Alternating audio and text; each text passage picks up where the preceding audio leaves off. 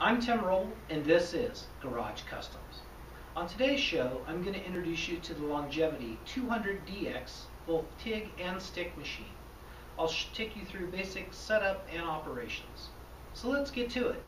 Now that you've unloaded your machine, you have it set on a flat surface, let's go over how to set it up.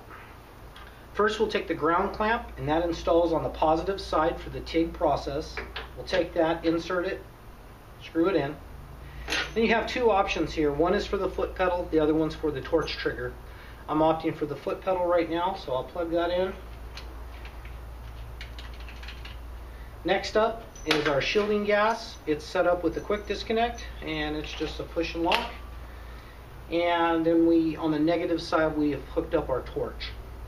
Now let's cover some of the buttons on the machine and how to set that up for the process you're looking to do. Our upper row right here is base current, upslope, downslope, and pre-flow. Base current goes into when you're going to be welding with the torch trigger. And here's our torch and the torch trigger that I'm talking about. Upslope will set a base current, let's say, of 125 amps. Upslope will set how we want that to upslope and how quick, how many seconds we want to take it to get to that level. Used in the 4T mode, we'll push the button, and this is where the upslope, it'll ramp up to the amperage that you're going to be welding at. Then you push the button one more time, and then it'll start dealing with the downslope, and you can tune that in. And then right here we have pre-flow that works in all modes. That's how much shielding gas, how many seconds of shielding gas is going to be coming out and making that happen. Down here we have our row that's dealing with just pretty much our pulse. When you set pulse current, that is set up for the high side. Pulse frequency is how often you want it to pulsate. I have mine set right now at 0.2. Pulse width, that's how long you want it to be on the high side, so you can tune that in. And then here we have a pulse off, medium, and high. Over here we have our different modes on switches. We have the TIG and stick mode, AC, DC, lift arc, and high frequency, and then the 2T and the 4T. 2T just works simply by pushing the button, it's on, pushing the button, it's off. It doesn't upslope or downslope. Coming on our aluminum side, when we're dealing with AC, we have AC frequency and balance. Setting those up.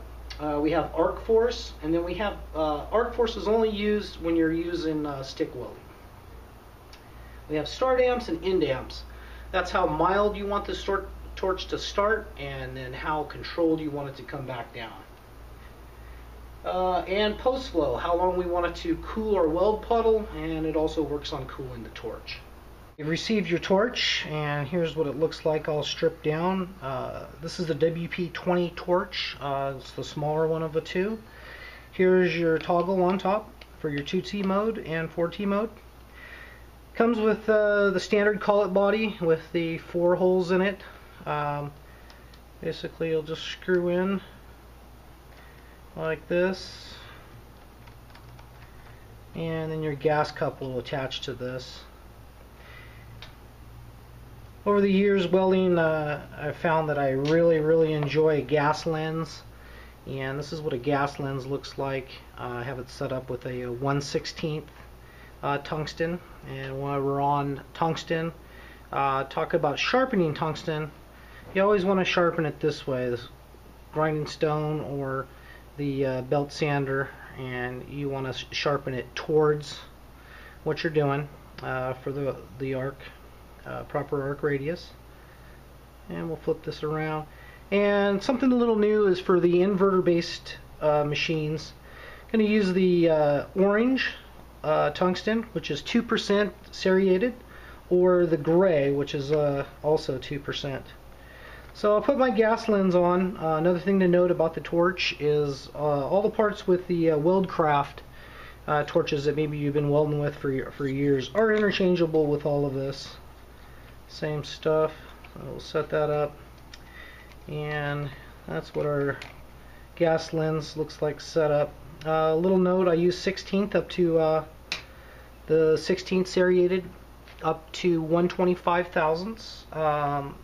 In steel, but I do jump up to 3/32 to weld 63 thousandths aluminum. The 16th just doesn't have enough to stabilize the arc with how high I have my frequency set. I'm running about 240 on my frequency. So that's it for torch setup. We are set up to weld some 1020 DOM, and I'm using 15 on my flow rate for my argon. I'm on DC and set up right around 125 amps, and we'll see how she welds.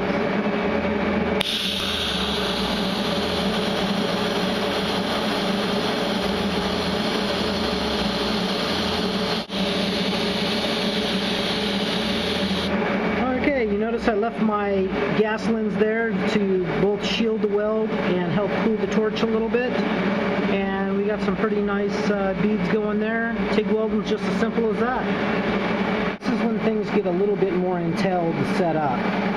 Setup I'm doing right now is going to be DC pulse. So on my pulse current, I have that set to 96 on the high side and 36 down on the low.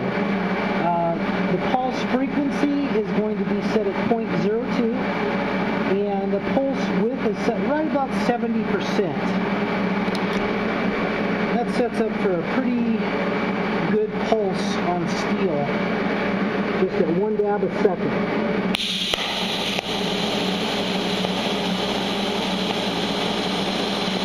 And we'll get some heat in there.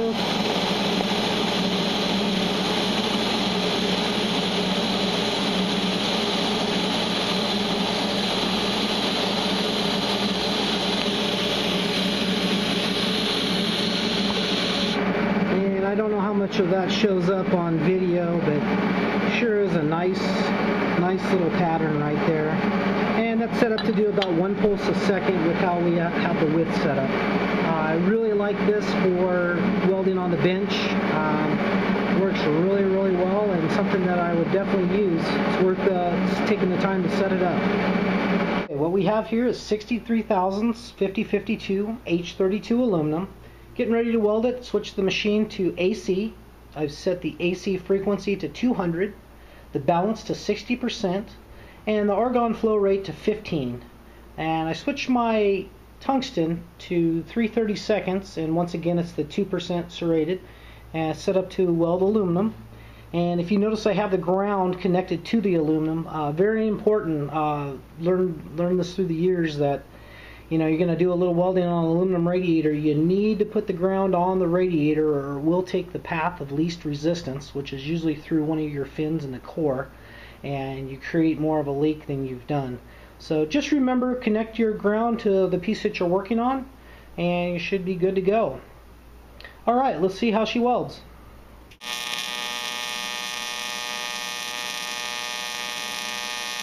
And right here we have our nice stack of dimes look, which everyone's looking for. Turned out really nice. Now that we've covered machine setup, operation, some of the operational settings, and we've done some welding on both steel and aluminum, showed you a little bit about pulse.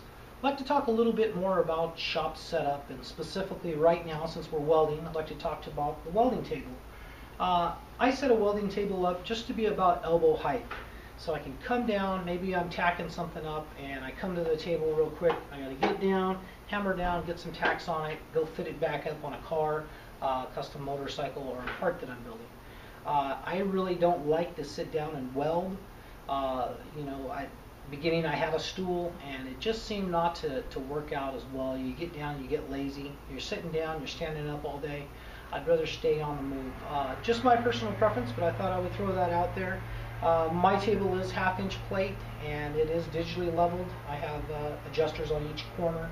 Once again, utilizing the trailer hitch, have the vise stuck in it, my Beverly shear. I can take that if I'm shearing stuff and I want to work more on this side. Maybe I'll take the vise and plug it in over here, take my Beverly shear and put it here, so I'm right there. So once again, keeping your environment so it's very modular, so you can move it around from a motorcycle project, a car project, or welding up to maybe a different fitment of something.